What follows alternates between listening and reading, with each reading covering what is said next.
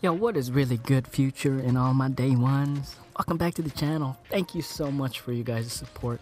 Before I go ahead and start, I'd just like to say thank you to everyone who hit thumbs up on the last video. And if you are new to this channel, don't forget to hit that subscribe button. It is much appreciated. Anyways, today I really wanted to talk about the Doodoo story. Oh man, this story goes back to my very first year in nursing. And let me create the setting for you so therefore you guys can kind of understand what was going on. It was about, let's say, it was about 12 o'clock at night. I think it was around 12 o'clock at night. And we were getting an admission. And in this hospital, it was a 2-story hospital. And I want you to keep in mind that we did deal a little bit with psych nursing on our med surg, which is very unusual because we never really deal with psych nursing. And this hospital was located in Ketchikan, Alaska. For those who know where Ketchikan, Alaska is, it's actually the first city of Alaska, and then after Ketchikan comes Juneau. So that's besides the point. In Ketchikan, Alaska, there was a lot of people who dealt with drugs, they dealt with alcohol, and our primary patients were basically med-surg patients, people who were detoxing, pancreatitis, and of course, a little cuckoo in the head. Now, it was around 12 o'clock in the evening. We were getting admissions, everything was already settled out. Now, keep in mind this wasn't my patient, but we did have a buddy system where if you did get a person who was a one-on-one, usually our psych patients were one-on-one, and we had a cell holding. We had 2 cell holding on a unit, and our unit was basically like a W. Not really a W, yeah, a squared W.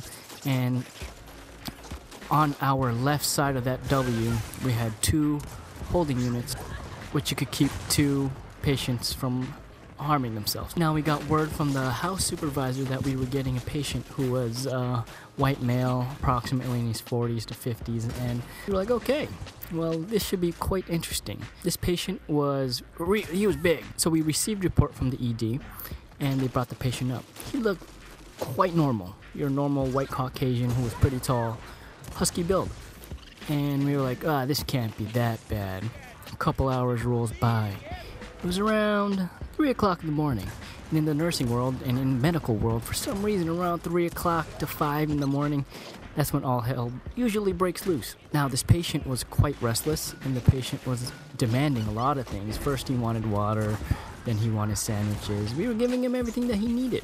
And again, I was backing up my buddy. I was there helping my buddy out, you know, peace and quiet till around 4 to 5. While taking care of my patients, I was also helping taking care of her patient, you know, checking in on the patient as well, and just making sure everything was relatively okay.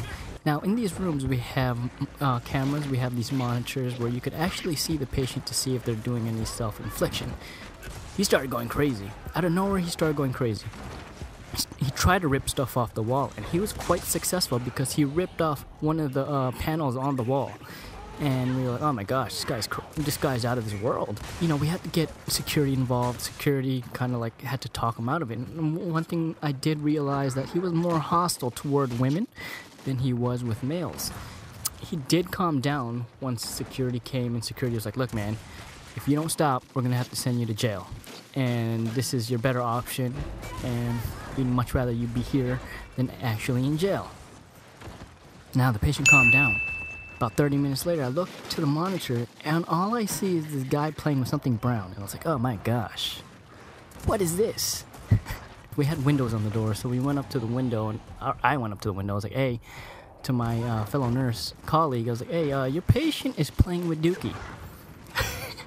Fellow nurse was like, oh my gosh, why? Why me? Why does everything happen from 3 to 5 in the morning? And I told her, I got your back. We had to go in there slowly because we did not want to get, you know, any fecal matter on us, and we were gloved, we were gowned, and we had everything necessary to actually go in and make sure that, you know, no doo-doo was on us. So I was wearing everything. I was wearing a face mask, I was wearing a mask, I was wearing a gown, I was wearing gloves, and this dude was just covered in his own doo, and he was playing with it.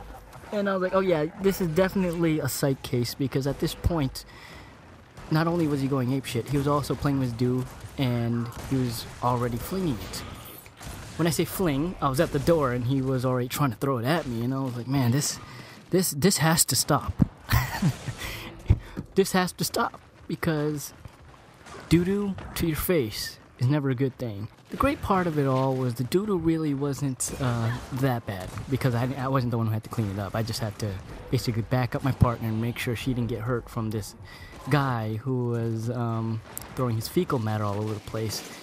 And keep in mind that this guy was huge, and at any given moment he could have done anything bad. But I think earlier in the night we did give him some medications to kind of calm him down, because the security did hold him down, and they injected him with some, it might have been Ativan, or it could have been like a concoction with some benzos and some diphenhydramine or Benadryl.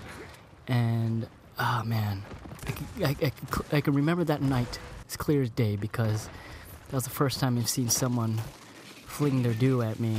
And this was while I was looking at the window, and like it splattered, and I was quite traumatized for the next couple of days. And I told myself I really don't want to deal with patients who are basically psych, and you know, in your practice you really can't say that you're not going to take care of something that's probably bound to happen. But I never had another doo-doo flinger after that experience. But that was a pretty good experience, because it's taught me one thing, and it's that in nursing you will never ever get a patient who has not played with their doo-doo or has some kind of why am I talking about doo-doo? I think it's because of the doo-doo story, but like I'm saying is, like in nursing you will always get a patient that has some kind of doo-doo going on. And it's let's just say that it's a blessing to be healthy and mindful, intact, you know, not going crazy or anything like that. And no offense to those who are, it's just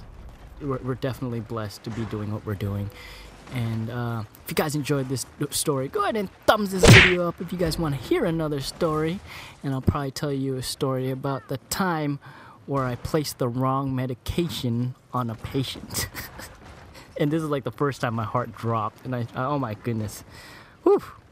It's a good thing that you have good coworkers kind of watch your back. So I'll tell you that story for this video. Let's up the ante on this. Let's say 50 likes, because you guys, I believe that there are 50 nurses out there listening to this video or whatnot, and I hope to have entertained you.